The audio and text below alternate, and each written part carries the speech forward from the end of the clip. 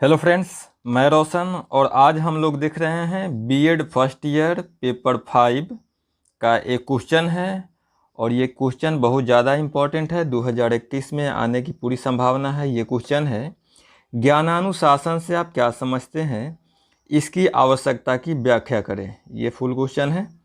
What do you understand by academic discipline या discipline जो भी हो, एक्सप्लेन इट्स नीड।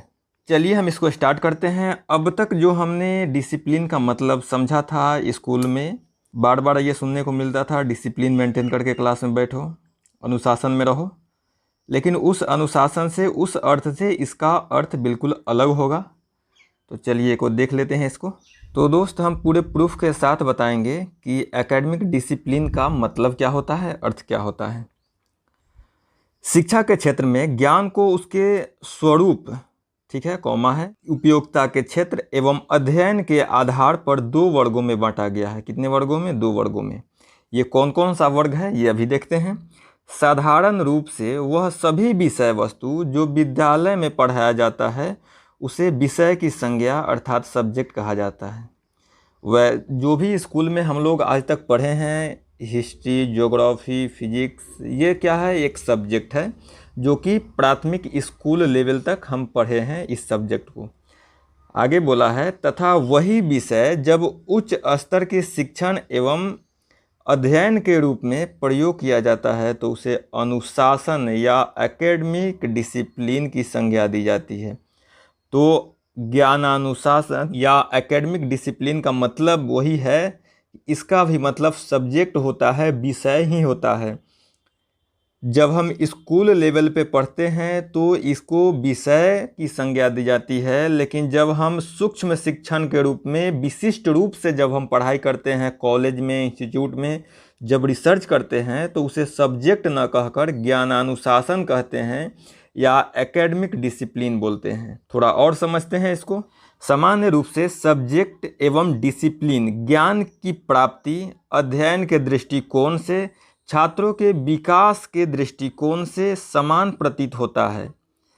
किस तरह से समान प्रतीत होता है? एक तो लगेगा कि सेम चीज़ हो तो बोल रहा है, सब्जेक्ट बोल रहा है। फिर उसके बाद में अध्ययन के दृष्टिकोण से दोनों जगह सिलेबस को ही दर्शा रहा है।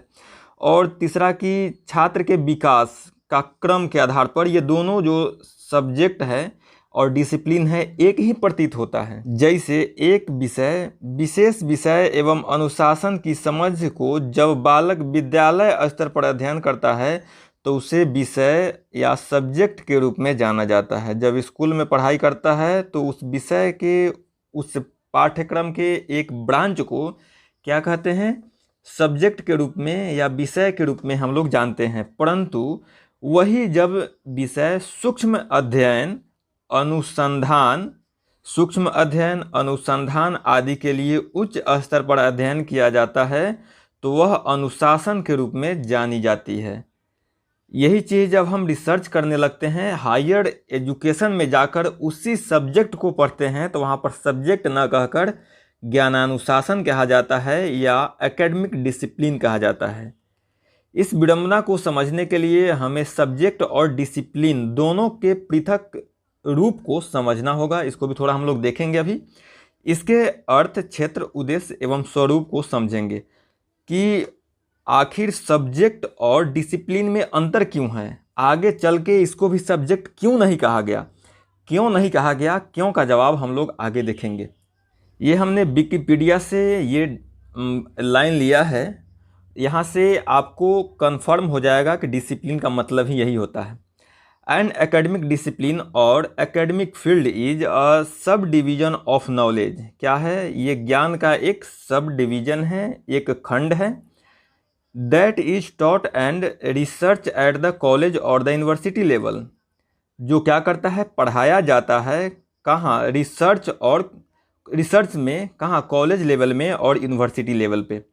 तो मेन रूप से क्या हुआ, ये भी एक ज्ञान का सब डिवीजन ही है, एक फील्ड ही है, एक विषय ही है जो कि रिसर्च के रूप में कॉलेज और यूनिवर्सिटी लेवल पे पढ़ाया जाता है। इसको क्या कहते हैं? एकेडमिक डिसिप्लिन की संज्ञा दी जाती है इस चीज़ को। इसकी आवश्यकता क्यों है इसको देखते हैं पहले, फिर क्यों का जवाब हम लोग देखेंगे।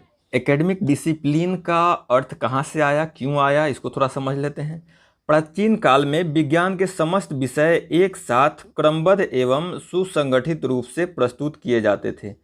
प्राचीन काल में विषय वस्तु छोटा था, एक ही विषय में सभी को समाहित किया गया था। वही जो ज्ञान उपलब्ध था उस समय, उसी को सजा के क्रमबद्ध कर दिया गया था। आज हमारे पास जितना नॉलेज है ये प्राचीन काल में नहीं था, क्योंकि उस समय विज्ञान की सीमित ज्ञान उपलब्ध थी। परंतु आज जब रिसर्च एवं अनुसंधानों से नई नई जानकारियां आई तो आवश्यकता हुई कि इसे एक जगह संकलित किया जाए, और विषय बढ़ने के साथ इसको अलग अलग शाखाओं में बांट दिया गया। एक एक विषय का विशेष रूप से अध्ययन किया जाना आवश्यक होने लगा। कभी साइंस अस्तित्व में नहीं था, सभी फिलॉसफी में आता था। जब इसका क्षेत्र बढ़ा तो साइंस को और आर्ट्स को दो भागों में बांट दिया गया। फिर इसमें आ गया कॉमर्स, आ गया, 3 विषय हुआ। फिर साइंस के भी ब्रांचेज निकले, फिजिक्स, केमिस्ट्री और बायोलॉजी। अब बायोलॉजी और फिजिक्स को भी आगे हायर लेवल में पढ़ेंगे तो उसको भी बांट दिया गया है। तो इस प्रकार से जब विषय वस्तु का और ज्ञान का भंडारण होता गया, जैसे जैसे ज्ञान जुड़ता गया, वैसे वैसे उस सब्जेक्ट को तोड़ तोड़ कर अलग करता गया और एक विशिष्ट ज्ञान को स्पेशलाइज्ड बनने के लिए उस ज्ञान को हासिल करते हैं। और यहाँ पर एकेडमिक डिसिप्लिन का जो आविर्भाव हुआ, इस शब्द का, इस वर्ड का उत्पत्ति यहाँ से हुआ। किसी विषय का विशिष्ट रूप से ज्ञानार्जन किया जाए, इसलिए शैक्षणिक अनुसंधान का आविर्भाव हुआ। बिल्कुल, जब विशिष्ट रूप से पढ़ना है इसीलिए इसका आविर्भाव हुआ। धीरे धीरे विषय वस्तु का विकास हुआ, विज्ञान की शाखाओं का विकास हुआ। इस संकाय मतलब क्या है, ये एक फील्ड है, साइंस एक फील्ड है और जिसको संकाय हम बोलेंगे। जैसे कला संकाय होता है, विज्ञान संकाय हो गया, कॉमर्स संकाय हो गया, जो एक फील्ड है ये। और इसमें जो सब्जेक्ट आता है, जैसे फिजिक्स हो गया, रसायन शास्त्र हो गया, जीव विज्ञान हो गया, को भी शामिल किया गया। यहाँ डिसिप्लिन का जो गुण है वो सब्जेक्ट में आपको देखने को नहीं मिलेगा। क्या है डिसिप्लिन का स्वरूप? उसके अध्ययन विधि, दूसर का है क्षेत्र और तीसर का है उपयोगिता। इस 3 आधार पर इसको वर्गीकृत किया गया है, जबकि ये चीज़ सब्जेक्ट में नहीं देखने को मिलता है। किस प्रकार से? के आधार पर निर्धारित किया जाता है, जो कि निम्न प्रकार से है। 4 प्रकार से इसको बांटा गया है। किस तरह से? इसमें 2 या 2 से अधिक सब्जेक्ट को एक साथ मिला भी दिया जाता है, जबकि सब्जेक्ट में ऐसा कुछ नहीं होता है। तो यही अंतर है सब्जेक्ट में और डिसिप्लिन में। डिसिप्लिन जो है ये एक सोचा समझा एक सिलेबस होता है, जो कि हायर लेवल के स्टूडेंट के लिए ये उपयोगी होता है। अगर ये प्राथमिक स्तर तक लाया जाए तो बच्चा को समझ में ही नहीं आएगा। यहाँ पर 4 प्रकार से इसको बांटा गया है, 4 प्रकार का डिसिप्लिन बताया गया है।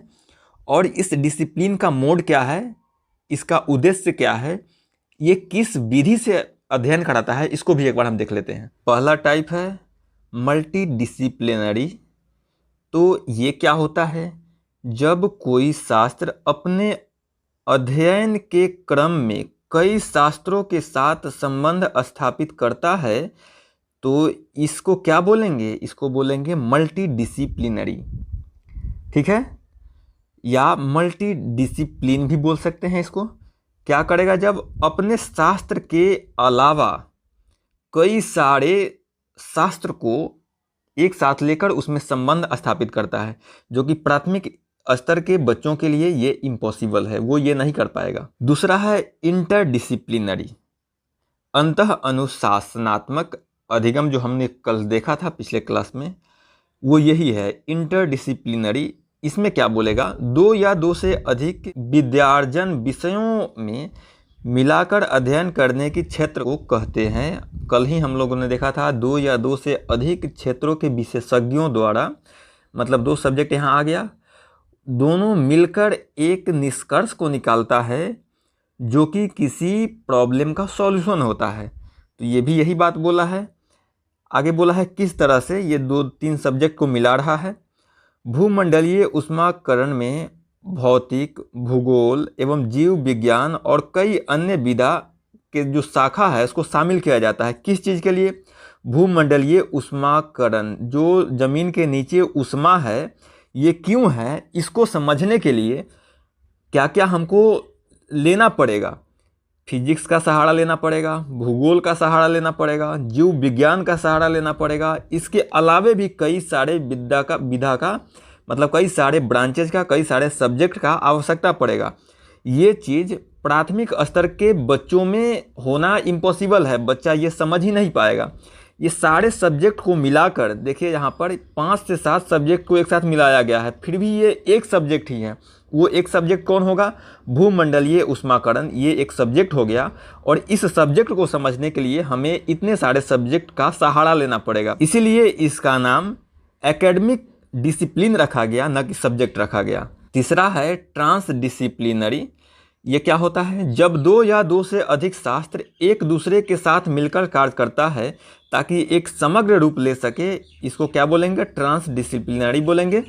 तो देखिए दोस्त, ये भी एक सब्जेक्ट ही है, लेकिन इस सब्जेक्ट में कई सारे विषयों को समाहित किया गया है ताकि एक समग्र ज्ञान प्राप्त हो सके। तो इसमें भी एक क्रमिक पाठ्यक्रम भी होता है, लेसन भी एक क्रमिक ही होता है जिस तरह से विषय में होता है, लेकिन विषय एक विषय होता है, एक पार्टिकुलर क्षेत्र से होता है। जबकि इसका गुण क्या है? इसका जो गुण है या धर्म जिसको बोल सकते हैं, वो क्या है? कई सारे सब्जेक्ट को मिलाकर एक विस्तृत नॉलेज को लेना, यह ट्रांसडिसिप्लिनरी हो गया। चौथा जो हमारा है वो है क्रॉस डिसिप्लिनरी। क्या है दोस्त? Cross disciplinary. क्रॉस डिसिप्लिनरी होता क्या है? इसमें दोस्त सब्जेक्ट ऐसा सब्जेक्ट होता है जिसमें कई सारे क्षेत्र सम्मिलित होते हैं। जैसे में एक एग्जाम्पल यहाँ लिया गया है बायोकेमिस्ट्री। बायोकेमिस्ट्री एक सब्जेक्ट है, लेकिन बायोकेमिस्ट्री का स्कोप क्या है? ये किस किस क्षेत्र को कवर करेगा, किस किस सब्जेक्ट को ये डील करेगा? देखिए, ये 4 सब्जेक्ट को डील कर रहा है। ये कवर करता है सोशल, इकोनॉमिकल, रिलीजियस और पॉलिटिकल। 4 सब्जेक्ट हो गया हमारे अनुसार से, प्राथमिक लेवल के अनुसार से, लेकिन वास्तव में ये एक ही सब्जेक्ट है, वो है बायोकेमिस्ट्री। बायोकेमिस्ट्री, और ये किसके अंतर्गत आता है? ये आता है क्रॉस डिसिप्लिनरी के अंतर्गत। और क्रॉस डिसिप्लिनरी वो सब्जेक्ट होता है, वो अध्ययन अधिगम विधि होता है जिसमें ऐसा सब्जेक्ट होता है जो कई सारे सब्जेक्ट को एक साथ मिलाकर पढ़ता है और एक साथ डील करता है।